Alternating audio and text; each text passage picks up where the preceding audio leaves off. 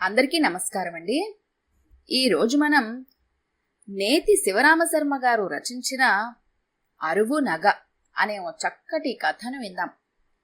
ఇక కథలోకి వెళ్దాం. పొరబాటున దేవలోకం నుంచి గుమస్తాల వంశంలోకి జారిపడిందా అన్నట్టుంటుంది ఆమెది అందమైన శరీరం, ఎదుటివాడిని ఆకర్షించగలిగే రూపం, కట్నమిచ్చి పెళ్లి చేయగలిగే స్తోమత గాని ఆమెది 10 మందికి బాగా తెలిసిన కుటుంబం గాని కాదు. అందుకని గంతకు తగ్గ బొంత అన్నట్టు ఆమెను ఒక చిన్న గవర్నమెంట్ ఆఫీసులో పనిచేసే ఒక గుమస్తాకిచ్చి పెళ్లి చేశారు. ఆమె సాధారణ నేత చీర కట్టుకునేది. డబ్బు పెట్టి చాలా ఖరీదైన చీరలు కొనే స్తోమత లేదు కనుక ఒక్కొక్కసారి ఆమె బాధపడేది తన దారిద్ర్యానికి. కాని తన అందం, ఆకర్షణను చూసుకొని సంతోషపడేది. ఉండే ఇల్లు కూడా చాలా పాతది. ఉప్పు ఉరిసిపోయి ఎండి ఎముకలు కనిపిస్తున్న మనిషిలా వెక్కిరిస్తున్న గోడ ఇటుకలు, కాలు విరిగిన కుర్చీలు, బాగా మాసిపోయి చిరిగిపోయిన కత్తెన్లు ఆమెకు కోపం, విసుగు, విరక్తి కలిగించినా ఓపిగ్గా భరిస్తోంది. ఆమెకు నైటీలు లేవు, పెట్టుకోవడానికి 7 వారాల నగలు లేవు, కనీసం మంచిదని చెప్పుకోగలిగే ఒక మంచి వస్తువు కూడా లేదు వారింట్లో. ఆమెకు చిన్ననాటి స్నేహితురాలు ఒకటుంది. ఇద్దరు కలిసి వీధిబడిలో చదువుకున్నారు. ఆ అమ్మాయి బాగా ఉన్న ఇంటి పిల్ల. ఆమంటే ఎందుకో అలర్జీ. కాని ఎంతైనా స్నేహితులు కదా. ఒకసారి వాళ్ళింటికెళ్ళొస్తే బాధపడే తన మనసుకి ఓదార్పు లభిస్తుందని తలచింది. ఒకరోజు సాయంత్రం భర్త చేతిలో ఒక కవర్ పట్టుకొని సంతోషంగా వచ్చాడు. ఇదిగో, ఇది నీకు అన్నాడు కవర్ చూపిస్తూ. ఆమె కవర్ చింపి చూసింది. అది తనని, భర్తను గవర్నమెంట్ వాళ్ళు మీటింగ్కు రమ్మని ఆహ్వానం. అయితే నన్నేం చేయమంటావ్ అంది. అదేంటి, నువ్వు ఎంతో సంతోషపడతావు అనుకున్నాను. నువ్వెప్పుడూ కూడా వెలుపలికి వెళ్ళవు కదా, ఏ సాకుతో అయినా వెళ్తావు అనుకున్నాను అన్నాడు. అక్కడికెలా వెళ్లేది? కట్టుకోవడానికి కనీసం ఒక మంచి చీర కూడా లేదు అంది ఏడుస్తూ. కన్నీళ్లు చెంపల నుండి కారి నోట్లోకి వచ్చాయి. అసలు విషయం ఏంటో చెప్పు అన్నాడు భర్త. ఏముంది, కట్టుకోవడానికి సరైన చీర ఒకటి కూడా లేదు కనుక పోవడం నాకిష్టం లేదు. ఇన్విటేషన్ మరెవరికైనా ఇవ్వండి, పోతారు అంది. ఆ మాటలకు భర్త నిర్ఘాంతపోయాడు. అయితే పద, డ్రెస్ కొందాం అన్నాడు. ఆమె ఆ మాట విని ఆశ్చర్యంతో కొన్ని క్షణాలు అలానే ఉండిపోయింది నిశ్చేష్టురాలై. 200 ఇవ్వండి చాలు, ఏదో ఒకటి కొనుక్కుంటాను, మీకు బరువు లేకుండా అంది. అలానే కొనుక్కో అన్నాడు. ఆ రోజు రానే వచ్చింది. ఆమెకు ఏదో ఆదుర్ద, భయం, బాధ అన్నీ కలిగాయి. నీ డ్రెస్సు తయారైంది, టైలర్ చెప్పాడు అన్నాడు భర్త.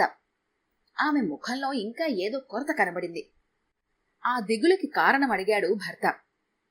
ఏముంది, ఒక చిన్న మెత్తు బంగారం కూడా లేదు ఒంటి మీదకి. బోసు మెడతో నలుగురిలోకి ఎలా వెళ్లేది? నా దారిద్ర్యం కొట్టొచ్చినట్టు కనబడదు.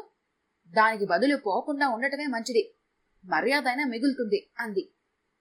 మీ స్నేహితురాలు కాంత ఉందిగా, ఆమెనడిగి ఒక బంగారు గొలుసు అడిగి అరువు తెచ్చుకో అన్నాడు. భలే ఆలోచన, అది నాకు రాలేదే అనుకుంది. మరుసటి రోజు ఆమె కాంతం ఇంటికి వెళ్ళింది. ఆమె నగల పెట్టి తీసుకొచ్చి, ఇందులో నీకిష్టం వచ్చింది తీసుకో అంటూ ఆమె ముందు పెట్టింది. రాళ్ల నగలు, రాళ్ళు లేని నగలు బోల్డున్నాయి. అన్నింటినీ ఒక్కొక్కటి వేసుకుని అద్దంలో చూసుకుంది. దేన్ని తీసేయడానికి లేకుండా నగలన్నీ బావున్నాయి అనిపించింది. అందులోంచి డైమండ్ పొదిగిన ఒక నగ తీసుకుంది, మెడలో వేసుకుంది. అద్దంలో చూసుకుని మురిసిపోయింది. ఇది నాకిస్తావా? మళ్ళీ తెచ్చిస్తాను అంది. తప్పకుండా తీసుకెళ్ళు అంది కాంతం. సంతోషంతో కాంతం మెడను కావలించుకుని చంప మీద ముద్దు పెట్టుకుంది. నగతో ఇంటికొచ్చింది. ఆ రోజు రానే వచ్చింది. కొత్త చీర, స్నేహితురాలి దగ్గర అరువు తెచ్చుకున్న నగ వేసుకుంది. అవి వేసుకుని తన అందానికి తానే మురిసిపోయింది. ఫంక్షన్కెళ్ళింది. అందరూ ఆమె పేరడిగారు. దీన్ని ఎక్కడ, ఎంతకు కొన్నావని చాలా మంది నగను పట్టి చూసి అడిగారు. చివరికి ఆఫీసర్ కూడా అడిగాడు నగ సంగతి. అందరితో ఆమె కూడా సరదాగా డాన్స్ చేసింది ఒళ్ళు మరచి. తెల్లారి 4 గంటల దాకా జరిగింది ఫంక్షన్. భర్త ఒక మూల పడుకొని నిద్రపోయాడు. చాలా చలిగా ఉంది బయట. ఇంకా తను అక్కడే ఉంటే నలుగురిలో తన దరిద్రం బయటపడుతుందేమోనన్న భయం వేసి అక్కడి నుంచి త్వరగా ఇంటికి వెళ్ళాలి అనిపించింది. ఇంటికెళ్ళి డ్రెస్ విప్పింది. అద్దం ముందు నిల్చుంది. అద్దంలో తన అందం చూసుకుంది. మురిసిపోయింది. ఉన్నట్టుండి పెద్దగా అరిచింది. మెడలో వేసుకున్న నగ కనిపించలేదు. ఆ అరుపు విని, ఏమైంది అన్నాడు భర్త. నగ పోయిందండి. ఎలా పోయింది? అలా జరగడానికి వీల్లేదు. చీరమడతల్ని బాగా విదిలించి చూసింది. కాని ఫలితం లేదు. అసలు ఫంక్షన్ అయిపోయిన తర్వాత చూసుకున్నావా నగ ఉందో లేదో అని? అప్పుడుందండి. నగ రోడ్డులో పడి ఉంటే శబ్దం వినిపించేదిగా. లేక కారులో పడిపోయిందేమో. అవునండి, బహుశా పడిపోయి ఉండొచ్చు. కారు నెంబర్ గుర్తుందా?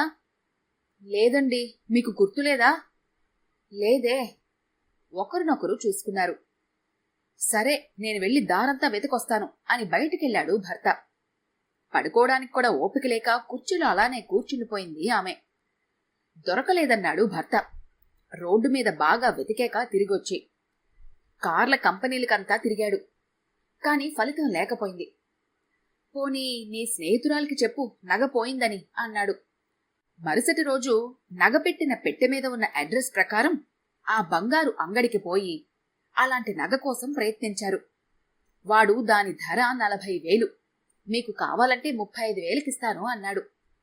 అప్పు చేసి ఎలాగో అలాగా నగను కొని ఆమెకి తిరిగిచ్చారు. దీన్ని కొంచెం ముందుగా తిరిగిచ్చుండాల్సింది, నాకు అవసరం ఉండింది అంది స్నేహితురాలు నగ పెట్టెను తీసుకుంటూ. కాని ఆమె పెట్టెను తెరిచి చూడలేదు. చూస్తే అది వేరే నగని గుర్తుపట్టుండేది అనుకుంది. తనని దొంగ అనుకునేదేమో అని అనిపించాక వణికిపోయింది. ఉన్న ఇల్లు ఖాళీ చేశారు. చిన్న ఇంటికి మారారు. పని మనిషిని మాన్పించారు. అన్ని పనులు ఇప్పుడు తానే ఒంటరిగా చేసుకుంటోంది. సామాన్యుల కుటుంబం కన్నా ఇప్పుడు తక్కువగా బతకటం మొదలుపెట్టారు ఇద్దరు. ఆయన ఆఫీసులో ఓవర్ టైం చేయటం మొదలుపెట్టాడు. ఆమె అక్కడక్కడ ఏవేవో పనులు చేయటం మొదలుపెట్టింది. ఇద్దరూ సంపాదిస్తున్నారు. అలా 10 సంవత్సరాలు గడిచాయి. వడ్డీతో సహా తీర్చేశారు చేసిన అప్పులన్నీ. ఇద్దరూ బాగా ముసలివాళ్లయ్యారు. తల వెంట్రుకలు నెరిసిపోయాయి. ముఖం నిండా ముడతలొచ్చాయి. ఇంటి పనులు చేసుకోలేకపోతున్నారు. భర్త ఆఫీస్కి వెళ్ళాక ఆమె కిటికీ దగ్గర ఒంటరిగా కూర్చొని ఉండేది. నగ పోకుండా ఉంటే ఎలా ఉండేదో అనే ఆలోచన వచ్చింది. జీవితంలో ఒక చిన్న సంఘటన చాలు, బాగుపడ్డానికో చెడిపోవటానికో అనుకుంది. ఒకరోజు సాయంత్రం తనకు నగ ఇచ్చిన స్నేహితురాలు కాంతంని చూసింది. ఆమె చేతిలో చిన్న కుర్రాడున్నాడు. ఆమె ఇంకా వయసులోనే ఉంది, అందంగానే ఉంది. జరిగిందంతా ఆమెతో చెప్పాలి అనుకుంది. దగ్గరగా వెళ్లి ఆమెను పలకరించింది. చాలాసేపు మాట్లాడుకున్నాక, నాకు నీ రవ్వల నెక్లెస్ ఇచ్చావు, జ్ఞాపకం ఉందా అని అడిగింది. అవును, జ్ఞాపకం ఉంది. ఆ నగ ఆ రోజే పోయింది. ఏంటి నువ్వనేది? మళ్ళీ తిరిగిచ్చేశావుగా? అలాంటి నగనే కొని తీసుకొచ్చి ఇచ్చాను నీకు. అప్పు చేసి ఆ అప్పు తీర్చడానికి 10 సంవత్సరాలు పట్టింది. నాలాంటి వాళ్లకు అదెంత కష్టమో నీకు తెలుసు. అయినా అప్పు తీరిపోయింది కాబట్టి ఇప్పుడు సంతోషంగా ఉంది. అయితే ఆ నగకి బదులు వేరే నగ కొని ఇచ్చావన్నమాట. అవును, నువ్వు గమనించలేదా? నీ నగలాగే ఉంది కనుక నువ్వు గమనించలేదేమోలే. ఆమె 2 చేతులు పట్టుకొని, అయ్యో, అది బంగారు నగ కాదు, రోల్డ్ గోల్డ్ది. దాని ఖరీదు అంతా కలిసి 200 జాస్తి అంది కాంతం నెమ్మదిగా జారుకుంటూ. ఇప్పుడు నిర్ఘాంతపోవటం ఆమె వంతయింది. ఈ కథ గనుక మీకు నచ్చినట్లయితే లైక్ చేయండి, షేర్ చేయండి. మరిన్ని ఇంట్రెస్టింగ్ కథల కోసం మా ఛానల్ని తప్పకుండా సబ్స్క్రైబ్ చేసుకోండి.